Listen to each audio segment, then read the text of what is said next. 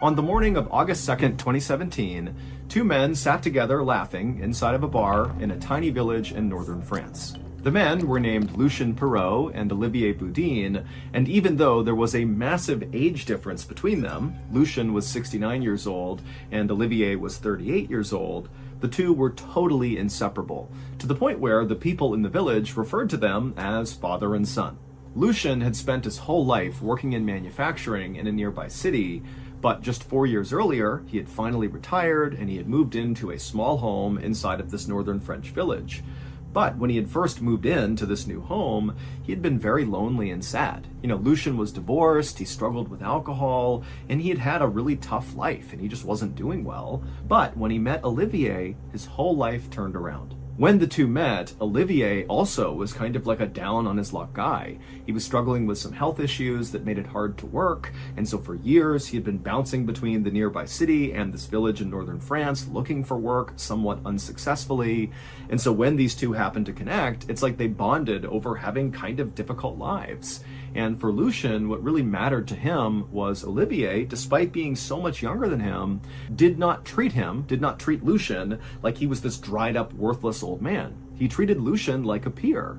And so together, these two very unlikely best friends began kind of orchestrating their lives around the other. And before long, it was like their lives had all this new structure and routine and meaning to them, because again, the two men got to be together basically all day long. So, on this particular morning, as Olivier and Lucien were together at this bar, they began talking about what they wanted to do that night. And they settled on having a barbecue at Lucien's house. Lucien would cook up some beef and they would sit out on his back garden patio and just spend the night together. It sounded like a wonderful plan.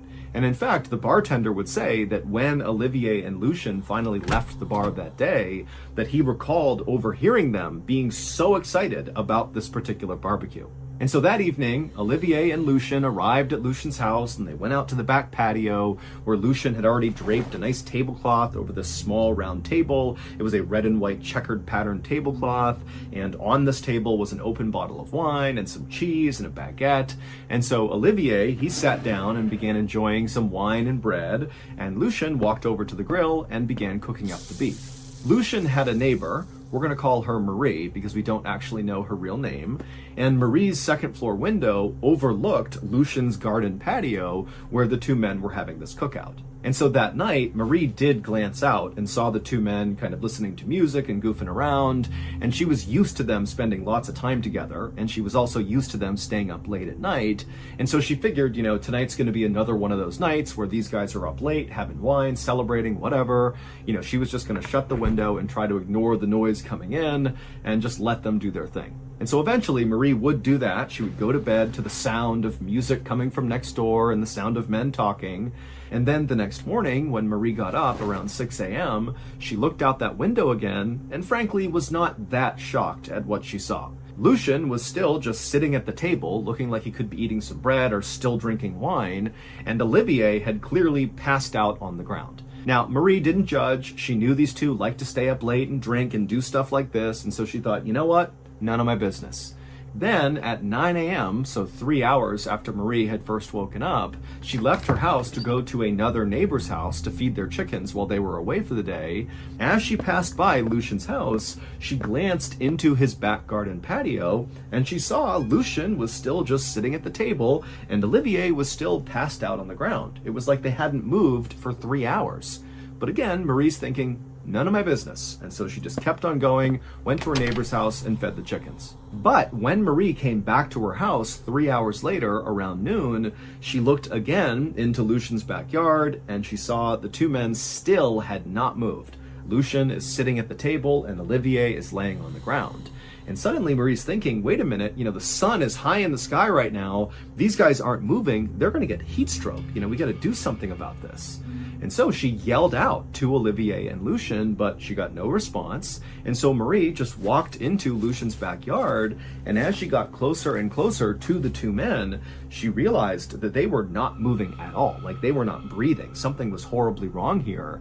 And so Marie, she just turned and ran to another neighbor's house. She told them what was going on, and they got these big pots of water, and they ran back and doused Olivier and Lucien with water, trying to get them to snap out of their drunken stupor. but the two men did not move at all when the water hit them. Clearly, they were dead.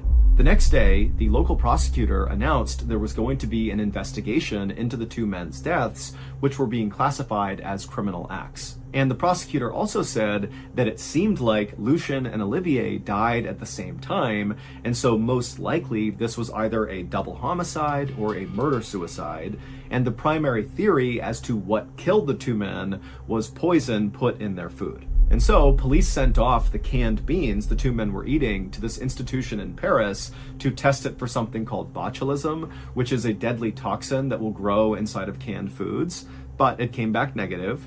And then also police sent off the rest of the food the two men were eating to various other laboratories to be tested for poisons. And again, all of it came back negative. There was nothing that the police could detect in any of the food they ate. And so police were kind of confused for a minute, but then the autopsies came back for Olivier and Lucien, and everything changed. Lucien and Olivier were not murdered. This was not a murder-suicide. They didn't die from botulism or from some poison in their food. They died because of a set of very particular circumstances. Both Lucien and Olivier suffered from non-fatal minor medical issues. Lucien had bad dental health and so was missing a couple of teeth, and Olivier was suffering from a heart condition called cardiomegaly, which means his heart was slightly enlarged and somewhat fragile. However, his condition was totally being monitored by doctors and was under control. But just for a second, on the night of August 2nd, 2017, when Lucien and Olivier were having that cookout in Lucien's backyard, their non-fatal minor medical issues suddenly became a really, really big deal. Lucien cooked up a big plate of beef rib. Now, beef rib can be difficult to chew even when you have all your teeth and take your time, but Lucien was missing teeth and he loved this beef rib so much he was wolfing it down really quickly, and so he wasn't chewing it enough, and at some point he swallowed a particularly big unchewed bite and he began to choke. And when that happened, his best buddy, Olivier, sitting across from him, he stood up to try to help his friend who's basically dying right in front of him. And the stress of this moment caused his heart to seize up, his heart which is already enlarged and fragile, and he had a heart attack and died. And then Lucien, who now has no one to help him, continued to sit at the table trying to get this beef out of his throat, but he couldn't, and he eventually asphyxiated and died as well, hunched over at the table. One morning in the spring of 1982, a mother rushed to the reception desk at the Royal London Hospital in England, cradling her 6-week-old baby girl named Claire. Claire was her first and only child, and like a lot of first-time parents, the mother was very paranoid about her daughter's health. And so anytime there was a change in her behavior or her appearance changed, it was like this mom rushed to the doctor. And that morning, the mother had noticed something very unusual on her daughter's head. There were 2 raised white lines that made the shape of a plus sign. There was one line that ran from the nape of her neck all the way in back, all the way up her head to her forehead, and the other line was horizontal, and it went from behind one ear all the way to the other ear. Now, this mother had no idea what these lines were, what they meant, what caused them, and so as soon as she saw them, she scooped her kid up and she headed to the hospital. Now, in the past, every time this mother had brought Claire to the hospital, the visit always ended with, "Your child is just fine." But this time, when the receptionist saw Claire's head and saw those lines, she immediately said, "Those do not look normal." And so she handed the mother some paperwork and told her they would get Claire to a neurologist as soon as they could. 15 minutes later, the mother stood in an exam room and watched as the hospital's pediatric neurologist, Dr. Farhad Afshar, examined Claire's head. And after a moment, Dr. Afshar stepped back and he explained to the mother that these raised lines on her daughter's head were something known as bulging fontanelles. So when a baby is born, the bones of their skull are not actually fused together yet. And the thin gaps between these separate skull bones are called fontanelles. And Dr. Afshar told Claire's mom that when a baby's fontanelles begin to bulge like this, it's usually because the child's brain is so swollen that it's beginning to push the skull bones apart. Dr. Afshar told Claire's mom that she had made the right decision to bring her daughter to the hospital. But he was clear that a lot of things can cause a baby's brain to swell and potentially cause these bulging fontanelles, and so in order to figure out what was going on, they would need to order a CAT scan. Claire's mom felt uneasy, but she said okay, and so they did the CT scan, and then a few minutes later, Dr. Afshar came back into the room with the results. And with a grave expression on his face, he told Claire's mother that he had some terrible news. Her daughter had a brain tumor. Hearing this, Claire's mom felt like the entire world was crumbling all around her. She was terrified for her daughter, and she had a million questions. But before she could ask any of them, Dr. Afshar said, "There's something else." He said that normally brain tumors are made up of brain cells. But based on the CT scan, it looked like Claire's tumor inside of her brain was made partially of fat and partially of bone. Dr. Afshar said he had never seen anything like this and couldn't even begin to explain it. But the one thing he did know is that whatever this thing was, it had to come out of Claire.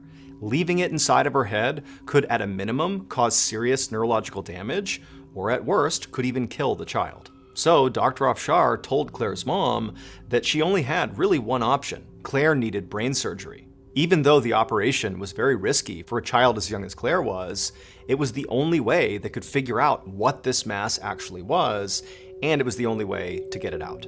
Soon after their conversation, Dr. Afshar was standing in the operating room with Claire sedated, laying face down on the table in front of him. Dr. Afshar made an incision across the back of Claire's head.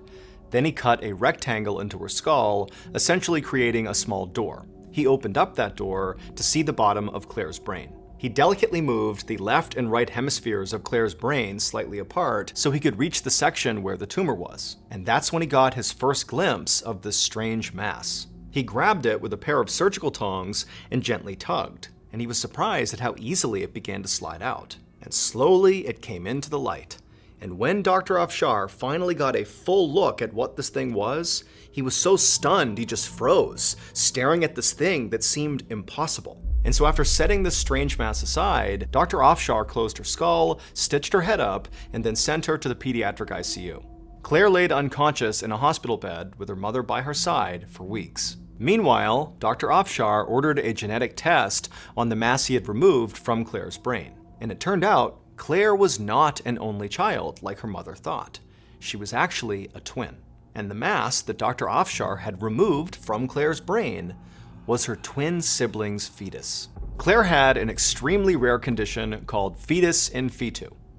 Fetus in fetu occurs in the very early stages of a twin pregnancy when cells don't divide properly and one fetus becomes enveloped by the other. The enveloping twin looks like a single baby, but they're actually born with their siblings' partially developed fetus still inside of their body. The fetus in Claire's head was 5.5 inches long. It had 2 arms, 2 legs, but its head hadn't formed yet. And Claire's case was extra rare because her twin's fetus was found inside of her skull. In all of global medical history, intracranial fetus in fetu had only ever been recorded 18 other times. And it was thought to be a fatal diagnosis because to this point, all the others who had it had died. But after 2 weeks in the ICU, Claire woke up. And a week after that, she was healthy enough to go back home. And by 18 months old, she had fully recovered and had no lingering neurological problems. As far as the medical literature suggests, Claire was the first person to ever survive having her own twin removed from her brain. In the early 1900s, Eben Byers was a man who other people envied. He was born into a very wealthy family in New York City. He attended Yale University in Connecticut, which is a very prestigious Ivy League university, and he was devilishly handsome. After his college graduation, he didn't need a job because his family was so rich, and so instead he focused his time on a passion of his, which was golfing. And in time, he became this world-class golfer, going so far as to win the 1906 U.S. Amateur Tournament, which is the biggest amateur golf tournament in the world that most of the winners go on to become professional golfers. And so Eben most likely would have followed that path and become a pro golfer had his father not just handed over the very successful metalworking business that he started that made his family wealthy in the first place. And so Eben stopped his golf career and became the chairman of this incredibly successful company. And so overnight, he basically went from being just rich to being uber rich, making more money than he could possibly spend.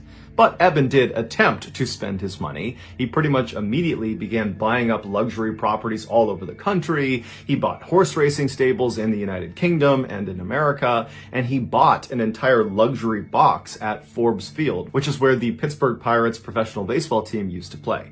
And so in addition to owning all these incredible things, Eben also, through his role as chairman of this company, began connecting with and befriending very powerful and influential people like the founders and executives at the Coca-Cola Company. And so all in all, Eben's life was really going quite well until 1927. That year, Eben was 47 years old, and he took some time off from gallivanting around the world and rubbing shoulders with famous people to go catch a football game at his alma mater at Yale University. So he hops on a train, he rides to Connecticut, he watches this game, and then afterwards he gets back on the train to head back to Pittsburgh. And this is a very long ride. It's over 12 hours long. And so Eben naturally bought a first-class ticket, and so he was inside of a train car that had bunk beds for passengers to sleep on during the ride. And so Eben climbed into a top bunk and he fell asleep. A few hours later, after the train is well on its way to Pittsburgh, Eben, in his sleep, manages to roll to the side of the bed and actually falls out of his bed onto the ground. He lands hard on his left side, it wakes him up, and as he stands up, he thinks he's okay, but then he feels this shooting pain in his left arm. So he's moving his arm around, he's not really sure what's wrong with it, but he's hoping it's just some bruising, and so he decides to get back into his bunk and just go back to sleep. And so he manages to fall asleep despite the pain, and then when they roll into the station in Pittsburgh several hours later, he wakes up and right away he feels that pain in his left arm. And so after getting off the train and going back to his house and dropping off his luggage, he went right to his physical therapist's office to ask him if there was anything he could do to help with the pain in his arm. And so the physical therapist examines Eben's shoulder and determines that, there's no structural damage to his arm, but obviously Eben is in pain. And so he says, look, there's a new product that came online that's quite expensive, but since you're a man of means, maybe it's something you want to consider. It's called Radathor, and it's supposed to dull aches and pains, and it's supposed to give you this huge boost of energy. And so, maybe you want to try that. And so Eben was really excited at the notion of taking this new health tonic and said, yeah, let's do it. And so his physical therapist wrote him a prescription for Radathor. Eben took the prescription and he went to the drugstore. He picked up a half-ounce bottle of this liquid. He went back to his house and, as prescribed, he drank a very small spoonful of this liquid. And right away, he felt this surge of energy. The pain in his arm started to fade. All the things this health tonic claimed to be able to do, it was doing. And so over the next couple of days, Eben very diligently every day took the prescribed amount, a very small spoonful of this Radathor, and every day he felt better and better and better. Not just the pain in his arm, but overall he felt happier, he felt fitter, he felt alive, and he was attributing all those feelings to this miracle tonic. And so he began taking more and more of this tonic, well beyond what was prescribed, to the point where he was drinking 3 full bottles of Radathor every single day. And so for years he did this, and it was all going great until his jaw fell off. Literally, in 1931, one day, his lower jaw just separated from his skull and went slack. And so the reason this happened was because Radathor was actually just radioactive water. In the early 1900s, the radioactive element radium was believed to have highly curative properties with no side effects.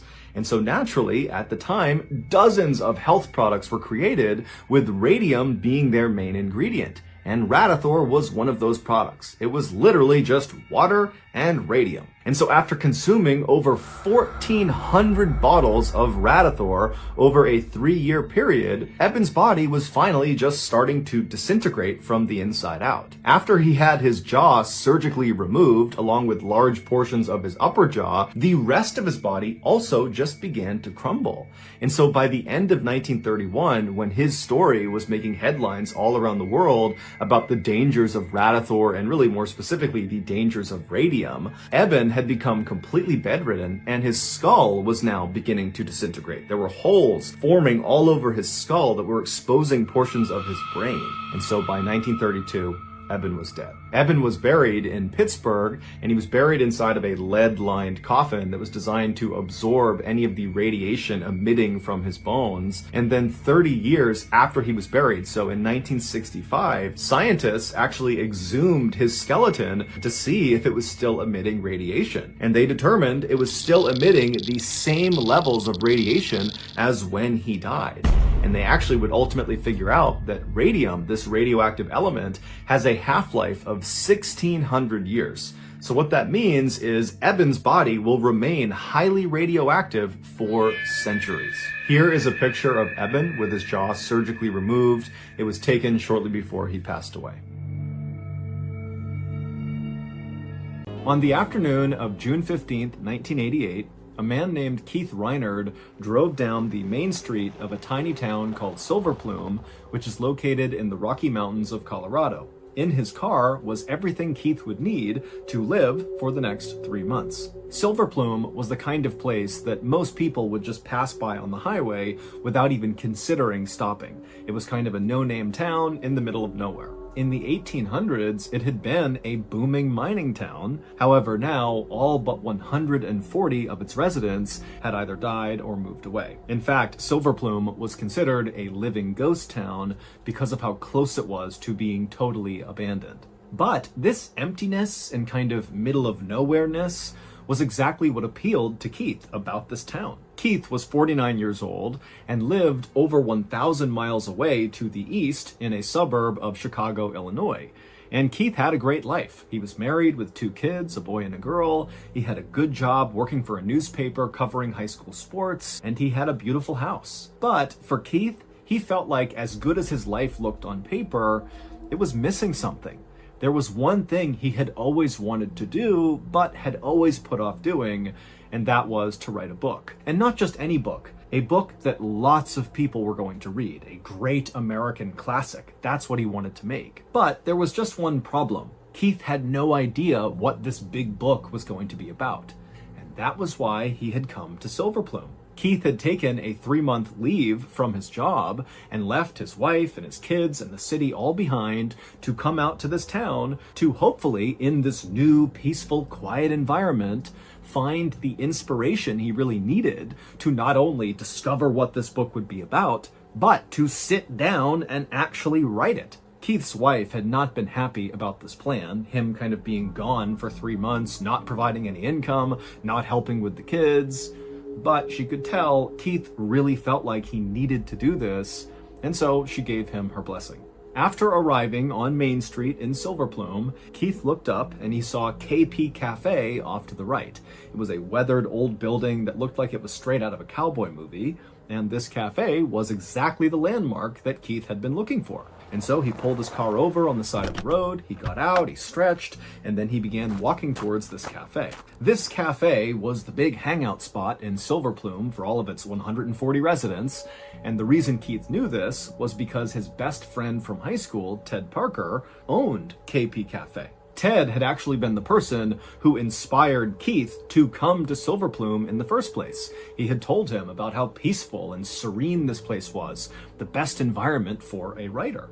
And when Keith had told Ted that sounds great, I'm going to do it, I'm going to come to Silver Plume, Ted had told him that he also owned the store right next to KP Cafe that used to be a bookstore, but the previous tenant who ran the bookstore had talked about some big European vacation he was going on and then had just kind of vanished. And so for months now, this storefront had been vacant. And so Ted had told Keith that while he was in town, he was more than welcome to work and write out of this vacant bookshop.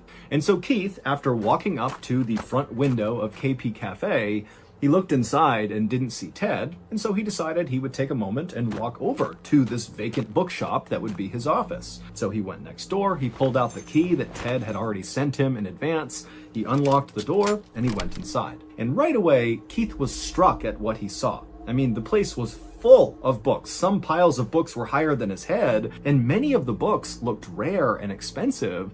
And Keith's first thought was, why did this guy who used to run this store just abandon all of this? This had to cost a lot of money. But Keith was far too excited about the next few months and getting this book done that he didn't really think too hard about whatever the previous owner had done. And instead, he just began to daydream about what the next few months would be like and how this book was going to turn out. And as Keith was thinking about his big book project, Ted actually came into the bookstore, and when the two friends saw each other, they ran up to each other and embraced, and then before long, the two of them had gone outside and began walking around Silverplume, just chatting and catching up. And eventually, after chatting and walking around for a really long time, the pair left Silverplume and wound up walking onto this hiking trail that went up into the woods. Now, years earlier, Ted and Keith had both been avid hikers and outdoorsmen, but now, Keith had put on some weight and he really wasn't a big hiker anymore, but Ted didn't really know that. And so Ted, he's leading this hike up this trail as they're still kind of chatting and making light of things. But Keith, as he was struggling to keep up, was getting more and more anxious about this hike. And he also had a deep fear of heights. And this trail appeared to go really high up this mountain. But Keith kept telling himself that, he was here in Silverplume as much to write this book as he was to kind of have a little more adventure in his life. And so he just kept on trudging along after Ted. But eventually, Keith just could not handle how high up they were getting. He was totally terrified of being able to see the valley way down below. And so he had a sort of panic attack where he lunged and grabbed a nearby tree and hugged it like it was the only thing keeping him from falling off the mountain. And when Ted turned around and saw Keith, he rushed over to him and said, "Don't worry, everything is okay." He convinced him to let go of the tree, and then very carefully, Keith and Ted walked back down the trail back into town. And when they got down there, Ted would tell Keith he was so sorry for putting Keith in such a stressful position, and Keith kind of brushed it off and said, it's totally fine, no big deal. Even though this panic attack was very embarrassing for Keith, he wound up just kind of shifting his mental focus to getting settled into this new life he was going to be living for the next few months. And so along with this office space in this old abandoned bookstore that Keith would be using, he also rented a small apartment in the little church in town. And very quickly, Keith developed a sort of daily routine. He would get up early in his apartment and he would make his way over to the bookstore and he would sit down at his computer and he would write all day. But even though Keith was doing a lot of writing, it was not productive writing. It was mostly Keith sitting down, trying to come up with the topic for his book, not being able to do it, and then he just sort of drifted off and began doing journal entries and writing snippets of poetry, and then before long the day was over and he had accomplished nothing. And so at the end of June, roughly 2 weeks after Keith had arrived in town, he was sitting at his computer one morning inside of the bookshop, unable to write anything productive, and he told himself, you know what, I gotta do something to break out of this writer's block. Writer's block is when writers kind of hit a psychological wall and just can't seem to be creative. They can't write. And so Keith decided, in order to kind of get out of this funk, that he would go back up into the mountains again. He would face his fear of heights, and he would get to the summit, and that clean mountain air and all the nature around him would kind of bring him back to reality and give him the inspiration he would need to just write this book. And so Keith turned off his computer, he left the bookstore, he went back to his apartment in the church, he packed some sandwiches and some water into a backpack, and then he walked from the church apartment to the nearby trail that would lead out of Silverplume and up into the forest and into the mountains. It was a hot day that day, but as soon as Keith was underneath the shade of all the trees, it was very cool, and the sounds of the birds and the insects and other animals all around him was very calming. But very quickly, Keith's hike went from very peaceful and relatively flat to very intimidating and very steep. But Keith, he was determined to do this hike. He felt like it was a critical step in the creation of this book. And so he just kept on going one foot after another, huffing and panting and making his way up this incredibly steep trail. And it was like with every step he took, he felt braver and braver. And suddenly he was able to look down at the valley below and not feel as frightened. And then at some point, as he was walking up, he saw all these scratch marks on a tree that were obviously from a mountain lion. But instead of Keith feeling scared, he felt more brave. He felt excited. He felt like this is what he came here for. This book and adventure kind of coming together in this moment. Finally, Keith made it to the top of this trail and he found this incredible clearing that looked down over the town below. And in this clearing was a monument to a man named Clifford Griffin who had died at this exact spot 100 years earlier. Keith knew Clifford's story. Back in 1887, when Silver Plume was a booming mining town, Clifford, who was a mine owner, came up to this exact spot in the mountains to play his violin. And then after playing it for a bit, he stopped and dug a grave, stood on the edge of it, shot himself, and fell into the hole. No one knew why he did that, but within a couple of years, the mining industry came to a halt in Silver Plume and everybody just kind of vanished. And very quickly, rumors began to swirl around the people who remained in Silver Plume, how, their town must be cursed, and maybe it was connected to what happened to poor old Clifford. After staring at this monument for a few minutes, Keith turned his attention to lunch. He pulled off his backpack, took out a sandwich, and he began eating. And as he ate, he looked back at this monument and he thought of another strange Silver Plume story, except this one hit much closer to home. It was about the man who used to run the bookstore where Keith now did all of his writing out of. This man's name was Tom Young, and it would turn out what Keith had heard about Tom when Keith first arrived in Silver Plume was not entirely correct. Keith had been told that Tom had been talking about this European vacation, and so the consensus was that, he had left town and gone to Europe and just not come back. But the reality was, once Keith began asking around a little bit over those first couple of weeks he was there, was that Tom actually had been talking about this big European vacation, but then had walked into the woods, up into the mountains, where Keith was right now, where this monument was, and Tom had just vanished, apparently, in these mountains. Tom apparently had been a very quirky guy who had come to Silver Plume in the 1970s to kind of start a new life for himself. He had been teaching high school students in Denver, but he apparently didn't really like doing that and wanted to start over, and so that was what drew him to Silver Plume. And in Silver Plume, residents always saw Tom, along with his best friend, Gus, his black Labrador retriever, walking around town playing fetch. But instead of using a ball, Tom would throw a chewed-up doll's head. And then on September 7th, 1987, so roughly 9 months before Keith arrived in Silver Plume, Tom and his dog Gus had gone for a hike in the woods where Keith was, and then vanished. Now, at first, people assumed that because Tom had been talking a lot about going on this European vacation right before he vanished, that must be where he went. But when people checked his shop, they saw all of his books were still in there. It did not appear like he had packed things up. And when the sheriff looked into it, he couldn't find any evidence that Tom had ever bought any plane tickets to go to Europe. And so no one really knew what happened to Tom. It was like this big mystery. And so as Keith was standing in this clearing near this monument, thinking about Tom and his story, Keith began to realize there were a lot of similarities between him, Keith, and Tom. They both, as adults, had come to Silver Plume, this kind of random place in the middle of Colorado, to get a sort of second chance in life. And they both worked out of the exact same storefront. And Keith had done some additional digging on Tom when he heard about this mystery and learned that they were almost the exact same age. Their birthdays were separated by 1 day. Also, Keith discovered that he and Tom had served in the military at almost the exact same time in the 1960s. And so as Keith was going over all these strange coincidences and weird similarities between his life and Tom's, suddenly Keith stopped chewing his sandwich and just quickly packed everything back up. He turned and began running down the trail, going back towards town. And as he ran, Keith smiled because he realized he had just discovered what his great American classic novel was going to be about.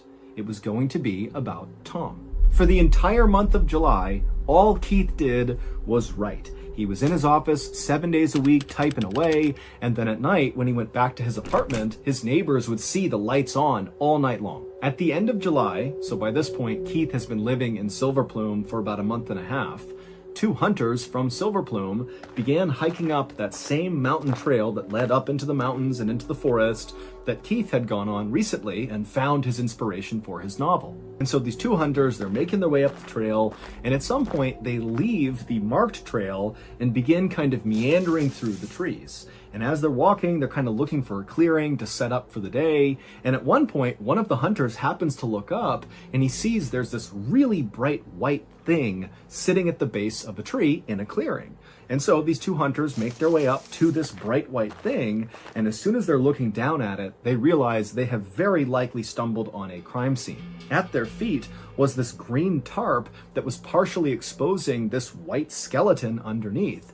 And when they pulled back the green tarp a little bit, they saw it was a human skeleton and a dog skeleton kind of lying next to each other as if the two of them had lied down and died there. But what was immediately apparent to these two hunters is that both the human skull and the dog skull had gaping holes in them, like they had been shot. And several feet away from the skeletons was a rusted pistol. And so these two hunters, after staring at the scene in front of them for a couple of seconds, they took a mental note of where they were on the mountain, and then they turned around and headed back down to town to tell the sheriff. And when the sheriff went up with his deputies to go search the scene themselves, they very quickly identified that these remains belonged to Tom Young and his dog Gus.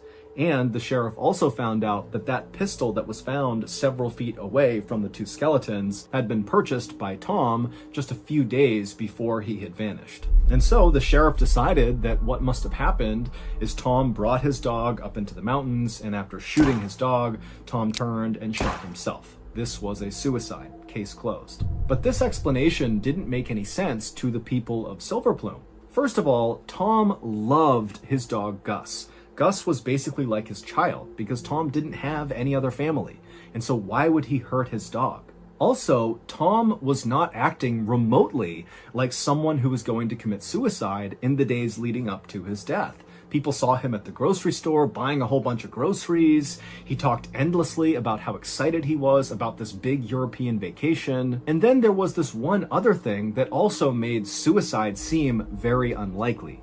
When those two hunters had discovered Tom and Gus, they were partially covered by that green plastic tarp, but it looked very much like the wind and kind of nature in general had blown the tarp off of them, revealing the white bones that the hunters had seen. But what that meant is that very likely that tarp at one point had been totally covering their bodies. And so between that and the fact that the gun was located several feet away from where Tom was, it seemed to the people of Silver Plume that probably somebody else had shot and killed both Tom and Gus, covered them up with this tarp, and then dumped the gun several feet away. Adding to the theory that this was a murder, not a suicide, were the rumors around town that there was this nuclear weapon production facility somewhere near their town, and apparently they were illegally dumping radioactive materials into these old abandoned mine shafts near and in Silver Plume. And people thought, maybe Tom, who had military training, he was actually in the special forces in the military, maybe he had gone out and done some snooping around and discovered this illegal dumping operation, and that got him killed. When Keith heard that Tom and Gus's bodies had been discovered up in the mountains, it was absolutely devastating for Keith. Even though Keith had never actually met Tom, he still felt like he had a bond with Tom. I mean, he was obsessively writing about Tom and learning everything about him, and he also had all these similarities with Tom, and so it was a really big deal to find out that Tom and Gus were dead. But the silver lining to this tragedy was that Keith was now armed with more information about Tom and his dog, and suddenly the ending to his big novel became clear. And so Keith got right back to work. On August 3rd, 1988, so a couple of days after Tom and Gus's skeletons were found up in the mountains, the town of Silver Plume held a memorial service for Tom. And Keith, he would attend this service, and as he listened to the people of Silver Plume talking about Tom and how he had come to Silver Plume to get this second chance at life, Keith couldn't help but feel like it was almost like he was watching his own memorial service, because Tom's life so closely mirrored his own. And then, as he was listening to more and more people talk, Keith started to feel like there was no way Tom killed himself. That can't be what happened. Something else happened to Tom. And Keith was confident that through his research and through doing this book about Tom, he would figure out what happened to him and his dog. As soon as the memorial service ended, Keith quickly slipped out and headed back to his apartment, and when he went inside, he looked around at all the stacks of papers and maps and books that he was using to put together this novel, and he knew that out of all this chaos around him, this novel really was becoming a thing. He was doing it. He was gonna get this book done. But he knew there was one more thing he had to do before he could finish this book. And that was, he had to go back up into the mountains. So a few days later, on August 7th, at around 4:30 in the afternoon, Keith walked inside of KP Cafe and strolled up to the counter where his buddy, Ted Parker, was sitting there reading a book. Keith paid for a drink and then announced to Ted that he, Keith, was going to leave this cafe and go right up into the mountains again.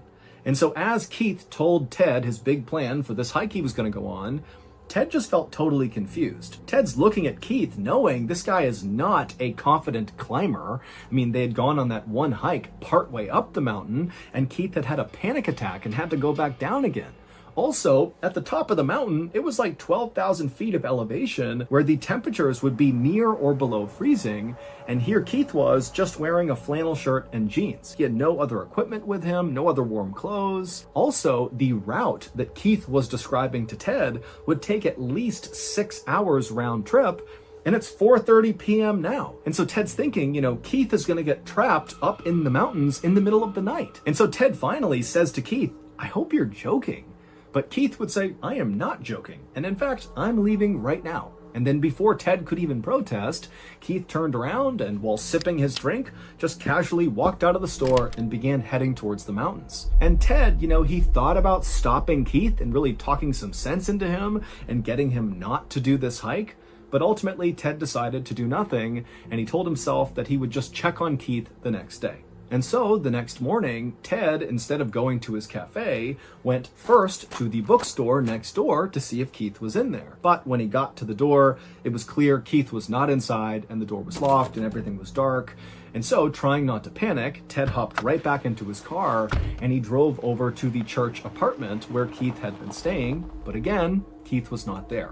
And right away, Ted is like, "Oh my goodness, Keith is stuck up on the mountain right now. Exactly what I thought was going to happen has happened." And so right away, Ted rushed to the sheriff to tell him that Keith was missing. And after hearing what Ted had to say, the sheriff would end up launching one of the biggest search and rescue efforts in the history of Colorado. Within 24 hours of being informed of Keith's absence, there were hundreds of people, professional searchers, and just locals who wanted to help, combing this mountain trail looking for Keith. There were planes overhead, there were tracking dogs.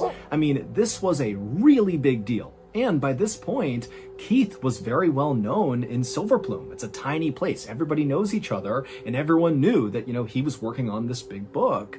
And so people were really worried about Keith. He was one of theirs. But also, the townspeople were very creeped out by the fact that, Keith, who they knew was very similar to Tom, they knew he was writing about Tom, they knew that Keith was working out of the same storefront that Tom had been in, that now Keith had apparently vanished under the exact same circumstances as Tom. He had wandered into the woods, and that was it. And so it just felt like, how could they have these two people go missing in the exact same way? It just wasn't adding up. On August 9th, so 2 days after Keith had gone missing, and so by this point he's still missing, Ted and some friends decided they would go to Keith's apartment and look around and see if maybe there was some clue as to where Keith went or what he was going to do on this hike. And so they went into his apartment, and Ted's friends began fanning out and looking in the bedroom and looking through all the papers and documents all over the floor, and Ted sat down at Keith's computer. And so Ted fired it up.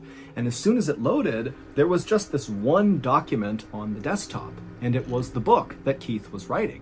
And so Ted clicked on it. And right away, after reading just a couple of lines, he was yelling for his friends to come over here and look at this. And one by one, each of these guys came over and they just could not believe what they were looking at. From the first page of Keith's book, it was clear the setting for his book was Silver Plume, except he renamed it White Plume. He had created all these fictional characters as well that were obviously based on real people, but had renamed them as well. But that was not what shocked Ted and his friends. What shocked them was the main character of this book. His name was Guy Gypsum. Guy Gypsum was a military veteran who had come to White Plume looking for a better life and an opportunity to be closer to nature in rural Colorado. Guy was almost 50 years old, he loved to go hiking, and he worked out of a storefront that was right next to the only cafe in town. Guy Gypsum was both Keith and Tom at the same time.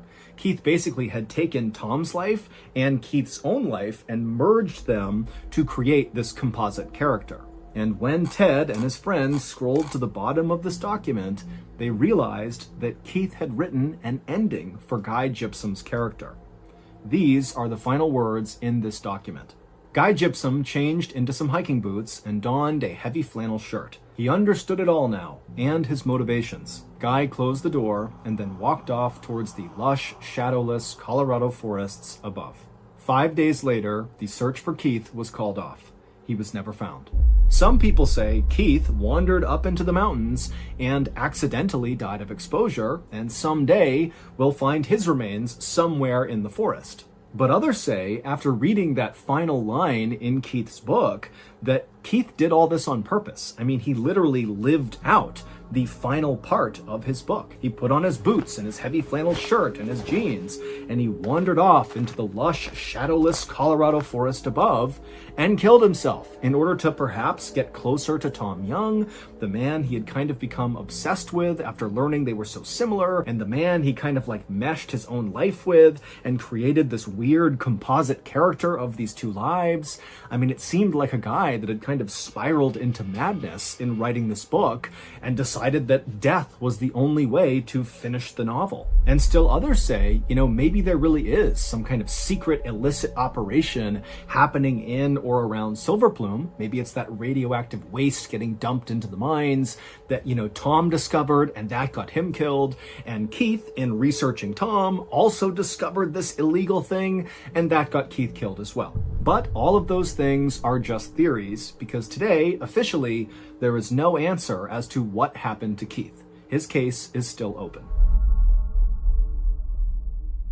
West Townshend is a rural area on the east side of Glastonbury Mountain in the American state of Vermont. This is significant because that places West Townshend in the so-called Bennington Triangle, which is apparently one of the most haunted places in America. The Triangle is a loosely defined area that encompasses the ghost town Glastonbury, which used to be a small logging community centered on the eponymous mountain in southwestern Vermont. The town was abandoned at the end of the 19th century after the logging boom died down, so as a result, the greater Glastonbury area that West Townshend is certainly a part of is now untouched, pristine wilderness that even by Vermont standards is incredibly rugged and remote. The Triangle has earned its spooky reputation due in large part to the alarming number of unexplained disappearances that have occurred there over the last 100 years. Furthermore, over those 100 years, there have been dozens of sightings of the so-called Bennington Monster, which is apparently this 8-foot-tall creature that roams the mountains of Glastonbury, and some people think that creature is behind many, if not all, of these strange disappearances. On November 23rd, 1943, 37-year-old Carl Herrick and his cousin Henry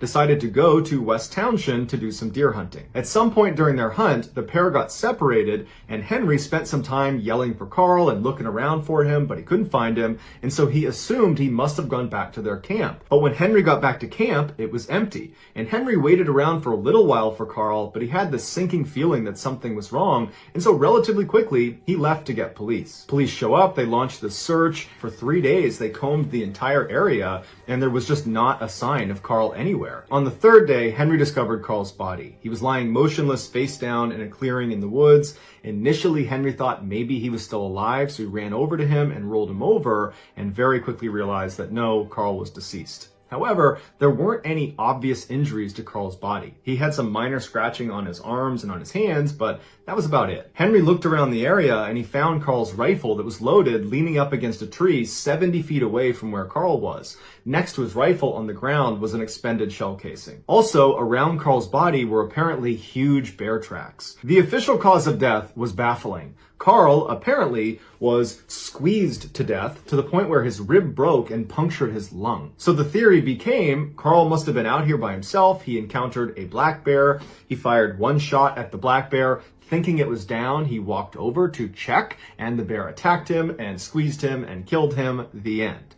But not so fast. If Carl encountered a black bear and fired one shot into the animal based on the one found shell casing, that one shot is not going to be enough to put that animal down. Or very rarely is one shot going to be enough to put down a black bear. And Carl, being a hunter, he would know that. And he would want to keep some distance with his weapon up aimed at the animal in case he needed to fire again. But even if Carl was really confident that one shot had taken the bear down, well, why would he risk his life by checking on the animal to make sure it's down without his gun? Why did he place it against a tree and then walk 70 feet over to this animal that if it's not dead, it poses an enormous threat to you? You're all alone and unarmed with a huge bear that you've shot. No one's going to do that. You're going to carry your gun. But even if all of that happened, that Carl, unarmed, approached this bear thinking it was dead, but the bear's not dead, he's lying in wait, and he leaps up and attacks Carl. Even if that happened, black bears don't squeeze people to death. They might scratch you and bite you and rip you to pieces,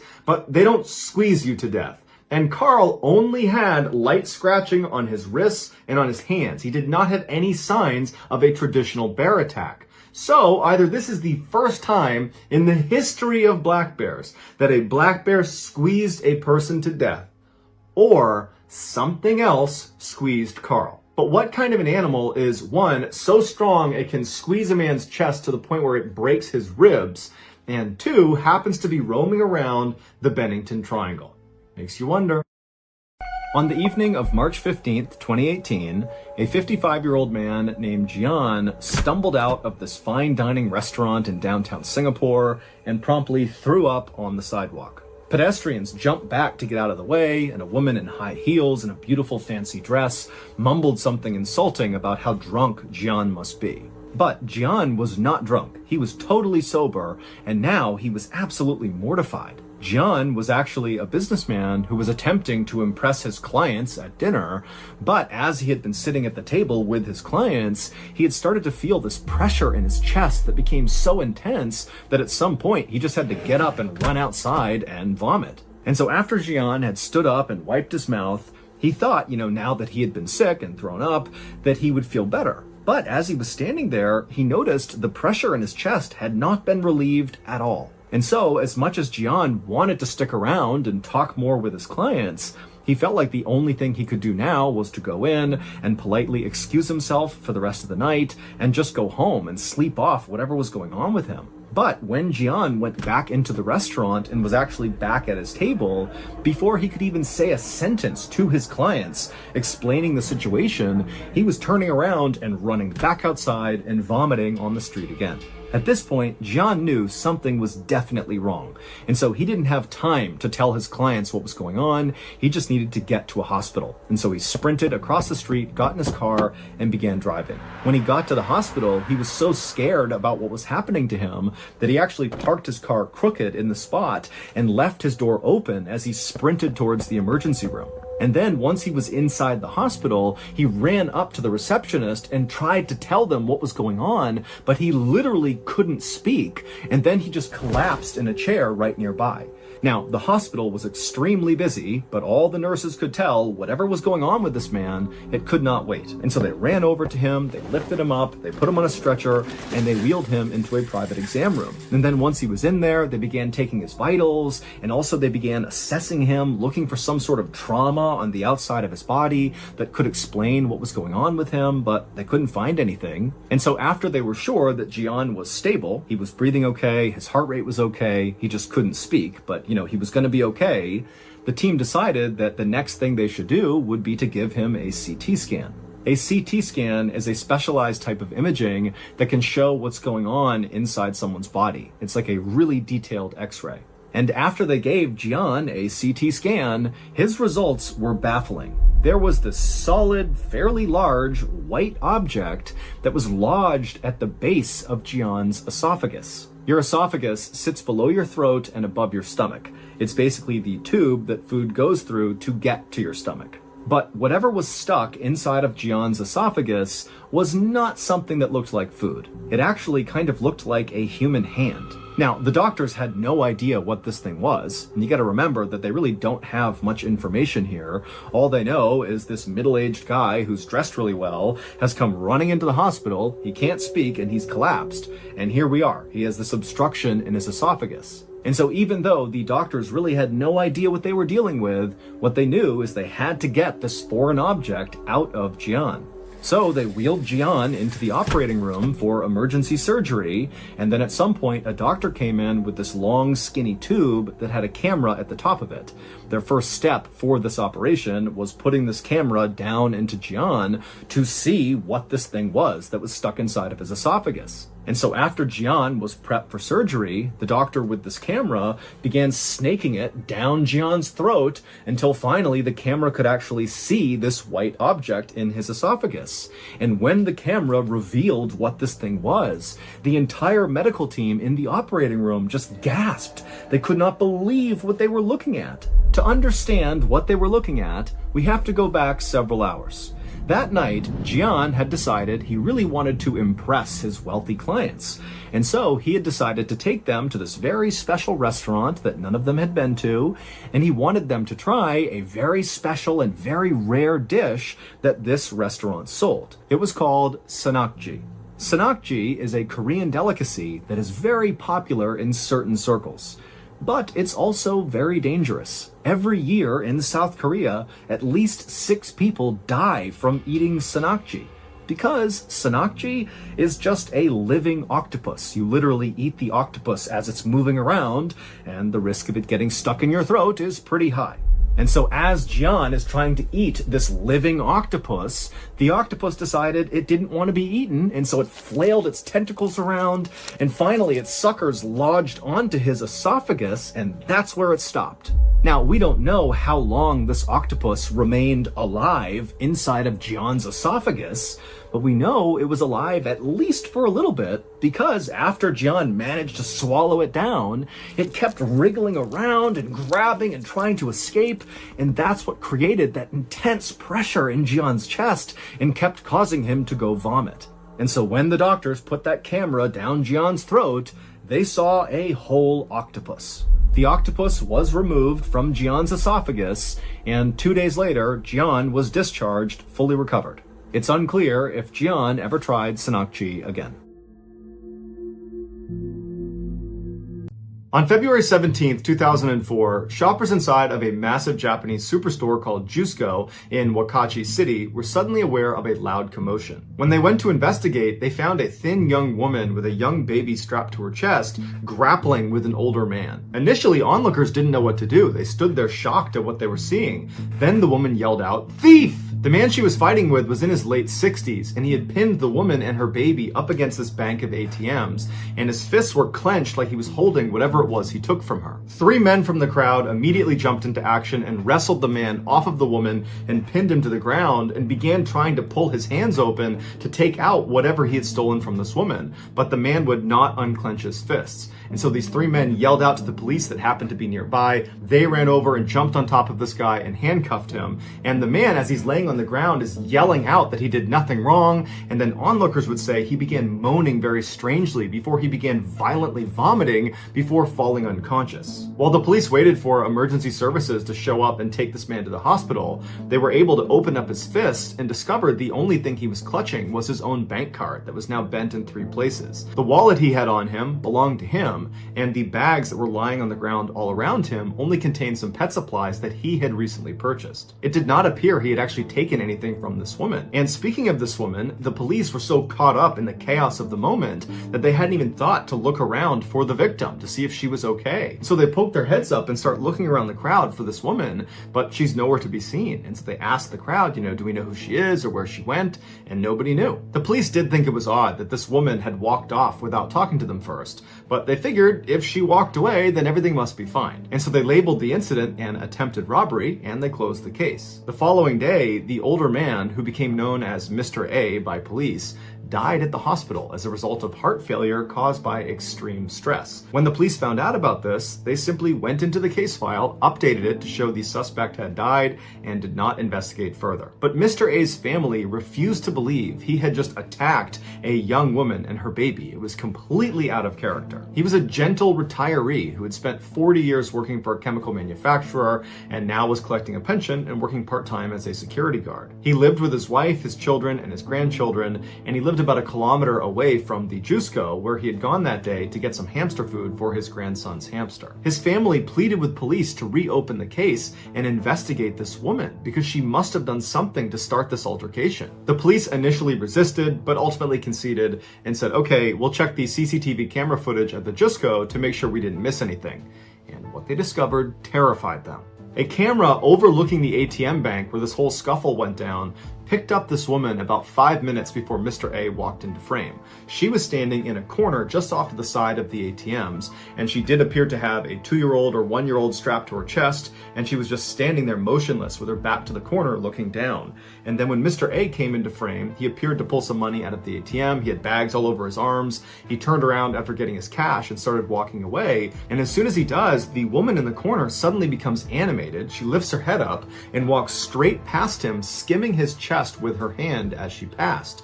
And right after she did that, it was like Mr. A had a reaction to being touched by her, and he instinctively grabbed her arm, and that's when the struggle ensued, and that's when the woman yelled out thief, although it's clear from the footage that she is the aggressor, not Mr. A. And then at some point, the 3 men jump out of the crowd, they pull him to the ground, the police show up, and then at some point during this chaotic melee, the woman just stands up and meanders her way into the crowd and disappears. Although the police searched every piece of footage in and around this ATM all around the time of the incident, they never found any footage of this woman entering or exiting the Jusco. It was like she just appeared in that corner in order to go after Mr. A and then vanished as soon as it was done. And none of the dozens of witnesses that watched the scuffle take place right in front of them in broad daylight were able to provide any sort of meaningful description of this woman. It was like nobody got a really good look at her. But after reviewing hours and hours of the CCTV footage, the police did find one instance where this woman, for 1 second, looked up at a camera exposing her face. And her face was so unsettling to police that they actually decided not to share the image with the public for an entire year. They were scared that if people saw this image, it would scare them from ever going back to Jusco. This is the image of the woman.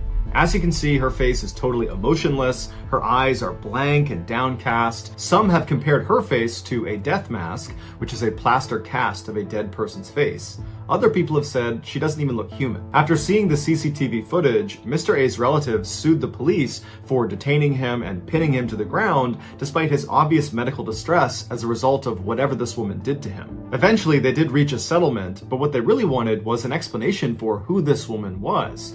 But even after the police released this strange photo to the public, nobody ever came forward, so she was never identified. And it's unlikely she'll ever be identified because the statute of limitations for this case expired in 2011. The case, which is now referred to as the Jusco Phantom, is still very famous in Japan, and it remains a popular topic on long internet chat room threads where people exchange this eerie photograph and speculate about who or what killed Mr. A.